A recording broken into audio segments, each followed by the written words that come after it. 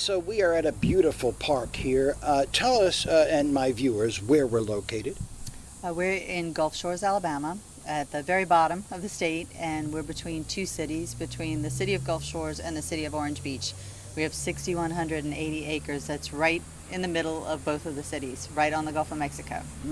And I always thought that you were on the water, but you're really back from the water. Well, we have 3.5 miles that include the beach. So this part of the park is on the other side of Beach Road. So the majority of the park, probably 99% of the park, is actually on the north side of Beach Road. But we do have an enormous amount of beachfront as well that stretches all the way down to the Perdido Pass. Now, as far as the park itself, and you have segments of this park. One is camping. One is camping, and if we make a little tour around the park, then we can say our park headquarters is where our cabin registration is. Then we have 4 small woods cabins. We have 31 lakeside cabins. We have an 18-hole golf course, 496 campsites with 11 primitive sites and 3 outpost sites, which are backcountry trail sites. We have 14 miles of backcountry trail, which is paved, and then we have an additional 6 miles that are unpaved.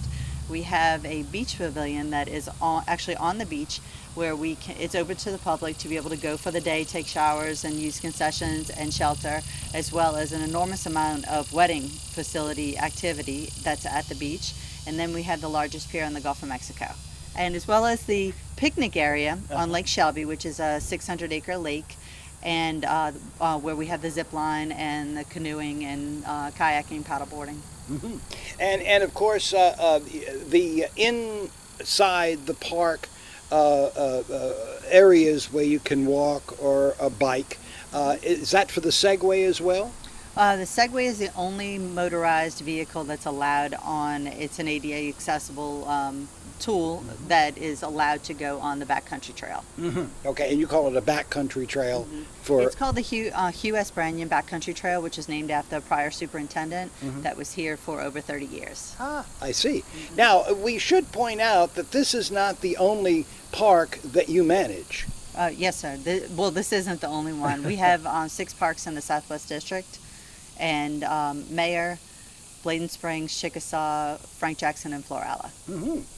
Are they all, because I haven't been to those, but are they all basically set up this way, or are they all individual in their own right? Oh, no, they're very individual. Golf is the largest, the largest park in the Southwest District. The other parks are, Bladen and Chickasaw are fairly small, and they're about 3 hours away from here, outside of Demopolis, and the other, Bladen is outside of, it's in Choctaw County. It's hard to say what it's outside of because it's really very, very remote. And those just have small amount of campsites. They don't have anywhere near what golf has to offer. And Frank Jackson and Florala are both on Lake Jackson, and they're very beautiful parks. And those are a little bit larger, and they have more to offer, and a lot of great fishing there. I guess also what I need from you is advice. As far as, this is a very busy park. Everybody thinks, well, when the summer's done, it slows down. That's not the case. No, it's not the case. We'll have, the only time that this park is slow is right when school starts, up until maybe like the beginning of Labor Day. Labor Day weekend will be full again, and then we have about 2 more weeks, and then it starts to pick up. We're never really slow on the weekends, but during the week we'll get slow until probably mid-October, when we have Shrimp Fest. And then starting November 1st is when we have our snowbirds arrive. And half of our campground will be full with snowbirds in November, and then more in December. And then January, February, March will be completely full with our snowbirds. It's a big community down here. They do a lot of things together. And then we'll start our spring break. And then between spring break, between April and mid-May, we got a little bit of a lull, and that's it. So I'd say maybe about a month and a half do we actually slow down enough for us to do some preventive maintenance. And talking about that, I see a lot of people working around here, and I know that all state parks in all states are always trying to get the money that they need to operate, but you seem to have a very good staff here. We do. More funding would be even better.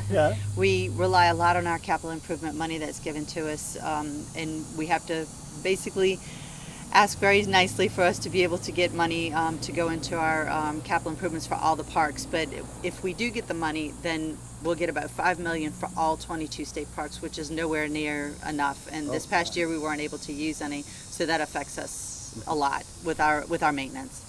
The setup of the park, the layout of this particular park, has this been the layout forever, or did the storms have you shifting it a little differently?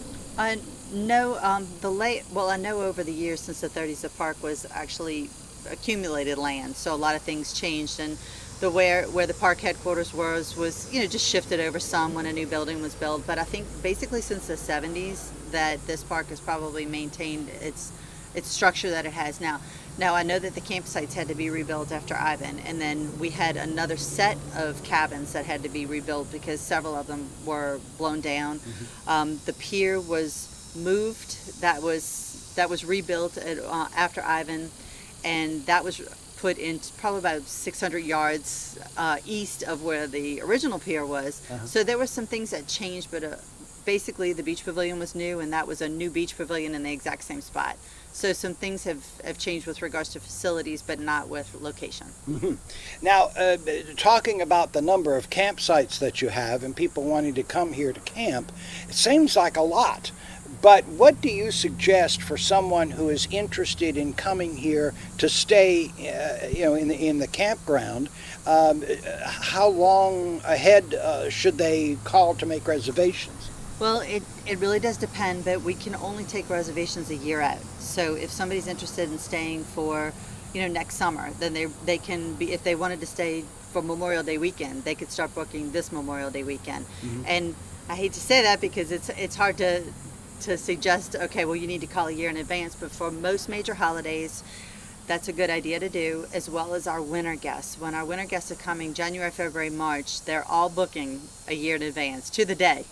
So it's a little difficult, but always we tell people if you call and you put yourself on a wait list, there's always been an opportunity for stuff to open. Even on holidays, you could be 100% full, and then the day of or 3 days before, we've multiple cancellations, and we've actually been able to call people back. So I need to talk about this pier. Which I think extends to Cuba. I mean, that is a very big. Whose idea was that? Well, the pier's been around for a really long time, and the pier was about half the size before Ivan. And then when the pier had significant amount of damage where it needed to be demolished and rebuilt, and they decided to put double the size because of how popular the pier was.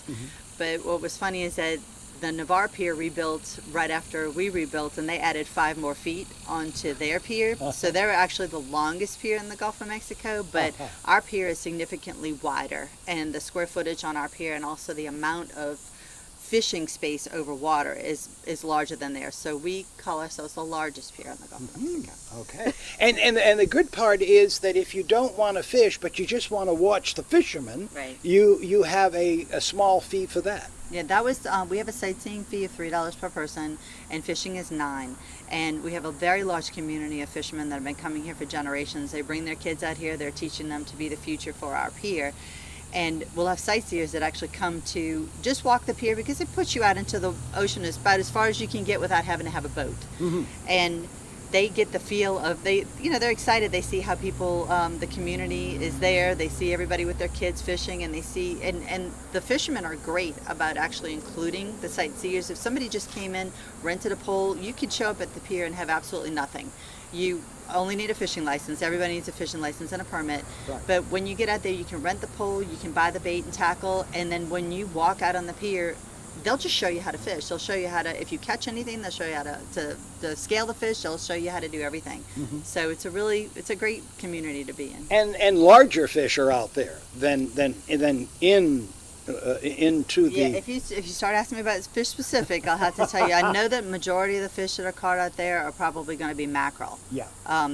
King mackerel and Spanish mackerel. That's mostly what we see that's out there. But people catch a lot of redfish, red drum, jack crevalle. I know. I mean, there's an enormous amount. Really, people on the pier are the best people to talk to about what it is that's catch pompano, bass. I mean, I know that not bass. I'm sorry, but there's just daily they will make a report, and then when people call, they'll say what's running today, and they'll give them an idea of what's being caught. That's very nice to know, because sometimes it's just a family, they don't do a whole lot of fishing, and they don't have all the gear, so they can still enjoy the sport there at the pier. Absolutely. Yeah. I'd like to go to the campsites, because you certainly have made them very, very nice. Are they all padded? Everything's padded except for the primitive. The campground, the good thing is a lot of people tell us that our sites are farther apart than a lot of campgrounds, because most people are almost touching each other when they park. Before the storm there, apparently, I wasn't here, but there used to be a lot of foliage between the sites, so that made them even more private, but we're having to start from scratch, and it's taken a little while to build that foliage back up. So even though the sites are far apart, you can still see each other, so we're starting to plant more trees. Last year we planted over 300 trees. So due to attrition, you'll see things that are, not making it, and then a lot of them that are doing fairly well.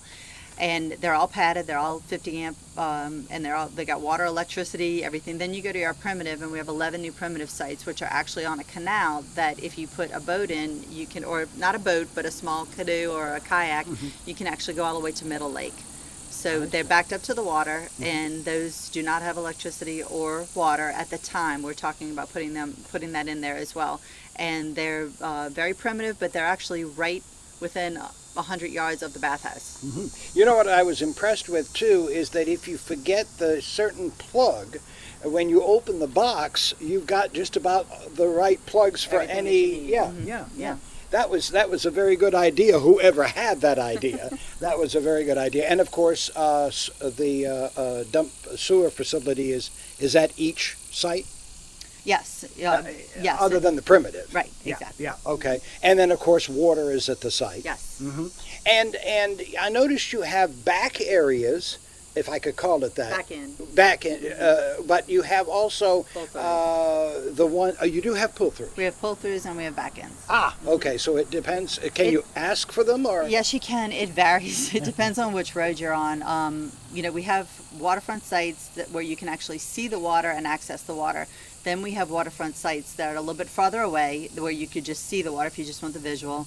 Some people want the waterfront sites that are very close because they do have boats, and they prefer to leave there from their boats or their kayaks or canoes. Then we have canal front sites, which are on the water. Some of those are pull through, some of those are back in. It just depends on what you're looking for. And we do have on the water pull through back in, we have off the water pull through back in. Very good. Okay. And also, you can bring your bike. Absolutely. We encourage to bring the bike because we have 14 miles of paved trails. So there's a lot to see there's a lot of diversity on the trails and a lot of wildlife on the trails. So you can go on Rosemary Dunes, which is mostly a dune habitat with all the rosemary along the sides, which is actually edible and cookable on the sides, and then see a lot of wildlife. We have a lot of, don't want to scare anybody off, but we do have a lot of different types of snakes that'll show up, and just always be prepared when you go through trails. You should always have the things that you need in order to, if you need to, I always just say like a walking stick or like just any kind of stick to help scoot things away, so to get out of your way. Crocodiles? Well, there's no crocodiles in Alabama. Crocodiles in the United States are only in South Florida. Oh, okay. Because they are saltwater animals. Right, so, I see. But no crocodiles in this part of the Gulf of Mexico because the habitat's not conducive to a crocodile. But we do have an American alligator. So the American alligator likes to live in the swampy areas, and they prefer freshwater, but they can do a little bit of brackish, which is what Lake Shelby and the back areas. But they like to be in a lot of kind of tucked in duckweeds, places where they can hide. And down here they have plenty of food. So people really don't need, you're not supposed to mess with the animals, you're not supposed to take them from the park, we don't have any hunting in this park at all. Right. And we ask people to not feed them because they say a fed alligator is a dead alligator because they'll get too close to people and expect food from people. So we choose to let everybody just observe and just, enjoy the beauty of them and try not to disturb them at all. Very good. Lisa, thank you very much for telling us about the park, and if anyone wants any additional information, they can go to your website. They can also call you. Yes, they can call. Our website is a great tool because it gives a lot of information. Unfortunately, sometimes our phone line is busy. We do have a call center that takes messages, but our website is alapark.com, and our phone number is 251-948 7275, and just follow the prompts, and it'll take you to where you need to go.